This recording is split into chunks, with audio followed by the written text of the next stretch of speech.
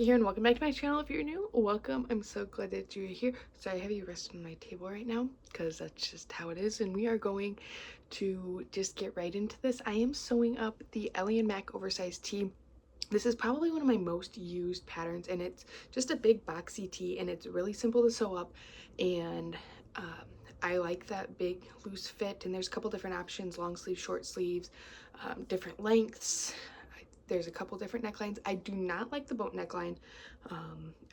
It never lays nicely, and I've really never seen anybody say it lays nicely, so I would not advise trying the boat neck. It's finished with a facing, and the facings don't lay very nicely. So I mean, you're welcome to try it, obviously, but not my favorite. And then there's, I think, a hood and a pocket and all this stuff. I am just doing the basic shirt length shirt, short sleeves, and a neckband. And I will link the pattern down in the description, and you can always speed up the video so I can talk really fast, and you can get through it faster, or you can jump through, and I have it broken up into the different sections of this video. But like I said, this is a pretty quick sew, so let's get into it.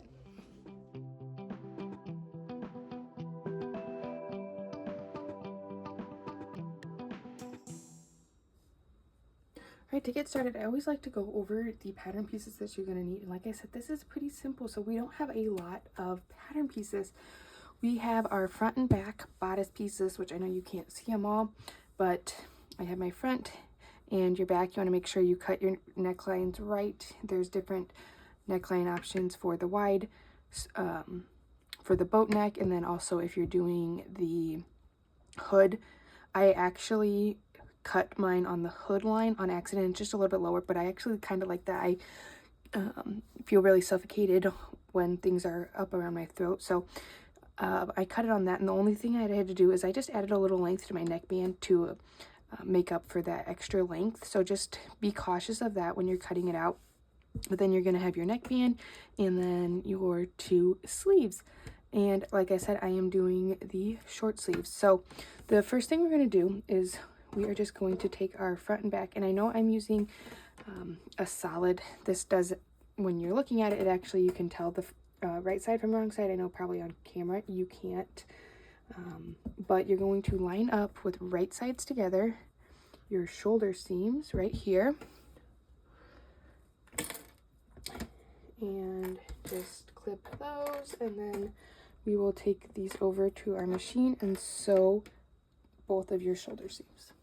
All right, so once you have your shoulder seams sewn, you're going to open up your top and lay it out sideways, and we have the right side facing up, and our arm side, which is this arm curve, we're going to take one sleeve. It doesn't matter what sleeve it is because they're the same.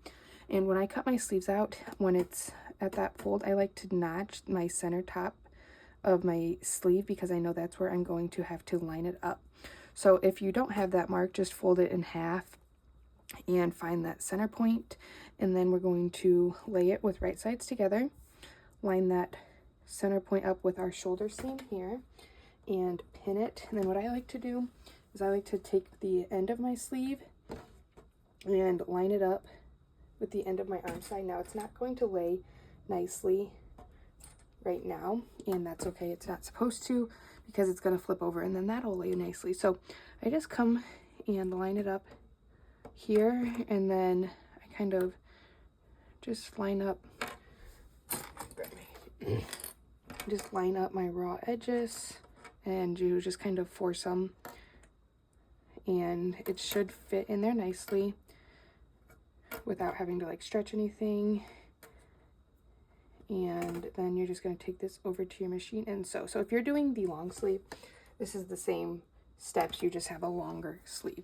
So you're going to just take this over to your machine and sew, and you just want to make sure that when the section that is going under your presser foot, there's no bunching. Like you can see when this is laying flat, it's kind of bunching up, but you just want to make sure that you keep the raw edges lined up as you're sewing, and that the part that is going under the presser foot doesn't have any bunching, and it's laying nice and flat and is lined up. So I'm going to go do that, and then you will do that exact same thing on your other arm side with your other sleeve. So I'm going to go get both sleeves sewn on and be right back. All right, so once you have your sleeve sewn on, it'll be like that, but then once you flip it over, you can see your sleeve there, and I have both of my sleeves sewn on. Now what we're going to do is we're going to fold our shirt back down and just kind of flatten it out, and now you can see how it is starting to look like a shirt. And so what we're going to do is we're just going to work on one side. I like to start here at my arm side, or at my armpit seam, and line up my seams from my arm side. Then you're going to work your way down your sleeve. Now again, if you are doing the long sleeve, it's the same thing. You're just going to have a longer sleeve that you will pin, and then I'm going to come to my sides and match up the raw edges of my side seams and pin those together. And then we are just going to start, you can start on either side, it doesn't matter, but sew down, kind of pivot here at the arm side and go all the way down in one seam and sew up that side seam. You'll do that same thing on this side as well. And this is all the same even if you're doing a hemband or the long sleeve cuffs as well. All right, we have the base of our shirt done, so we're going to set that aside for a second, and we are getting close to done. Again, like I said, super quick, easy pattern. So now what we're going to do is our neckband. So you're just going to take your neckband and fold it in half and match the short end right here and sew that together. So I'm going to go do that and be right back. So now that you have your neckband sewn, you're going to fold it in half with wrong sides together, matching up the raw edges. We're going to just fold it in half like this. And we are going to now mark our quarter points. So I always use my seam as 1.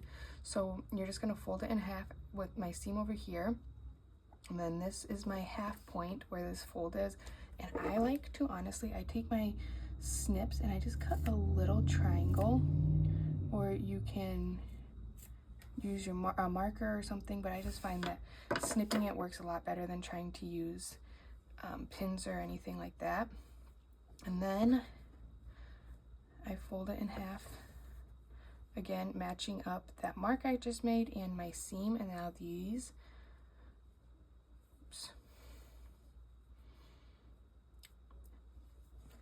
folds are now my quarter points, so I'm going to mark those.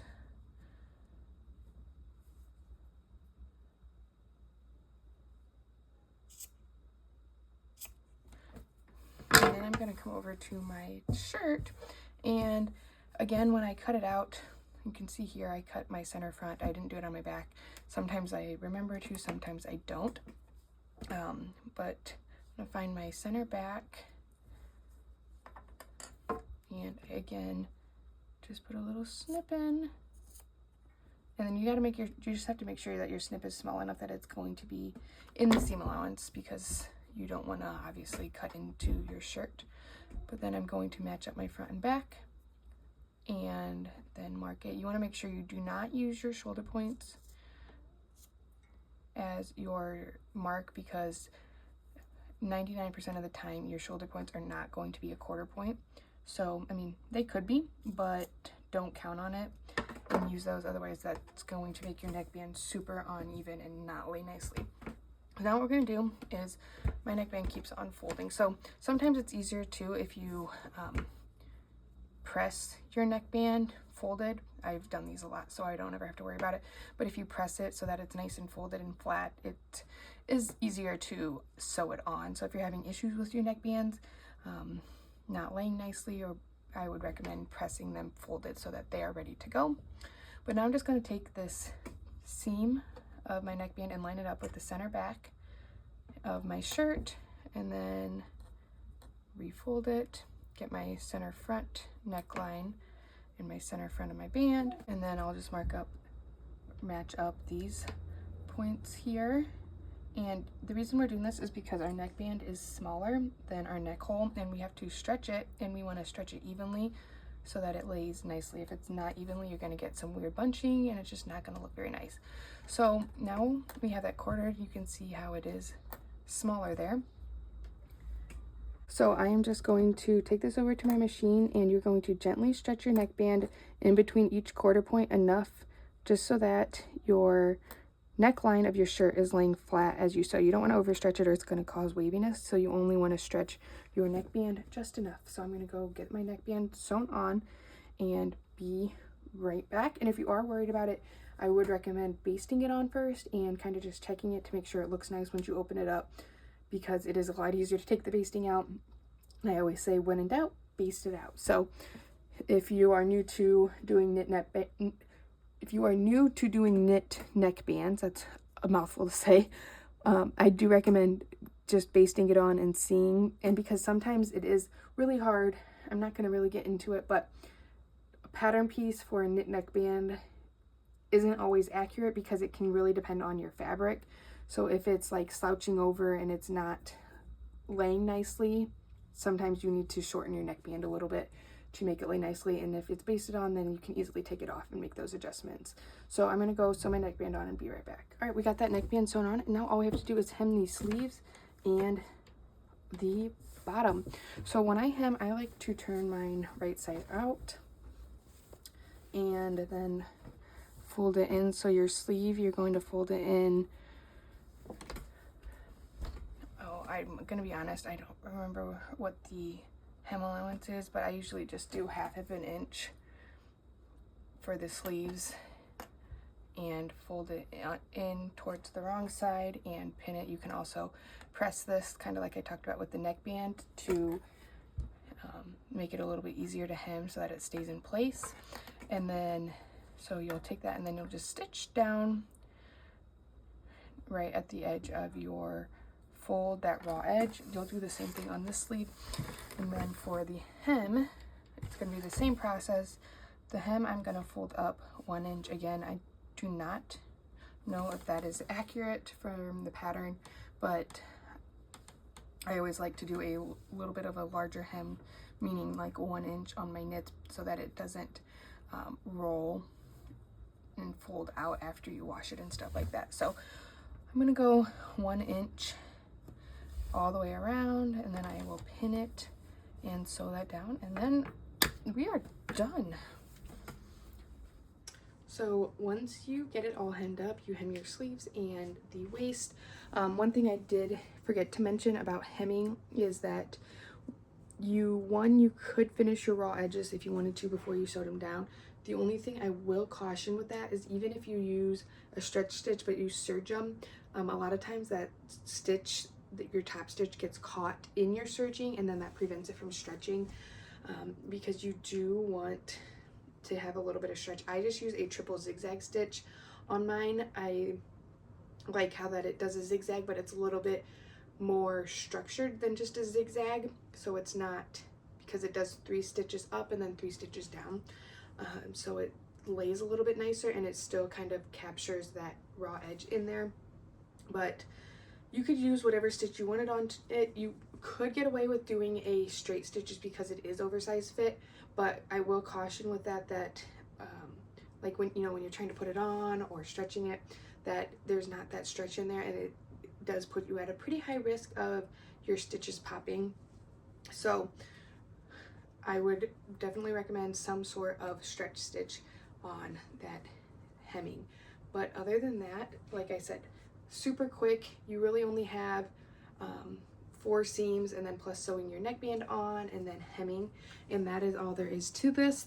But there, this pattern, you can add more things. You can do a hemband, you can do cuffs, you can do a hood. So this is a great pattern base to be able to try out a bunch of different options and skills all within one pattern and get a whole lot of different looks from it. Like, you could make a whole hoodie from this, you could do a crop top, so many different options, and it's not fitted, so it makes it a lot easier to not stress about the fit and making sure that it fits you, because it's just going to be an oversized tee, and you don't have to worry about making really adjustments and things like that. But other than that, I hope that you found this video helpful and that you are able to sew your oversized tee. And if you like this video, make sure you give it a thumbs up and subscribe to my channel. And if you share any of your makes and you post your make on Instagram, make sure you tag me. It's at Sewbexx, SEWBEXX, and I would love to see your creations that I assisted you in completing. So thanks for watching. Bye.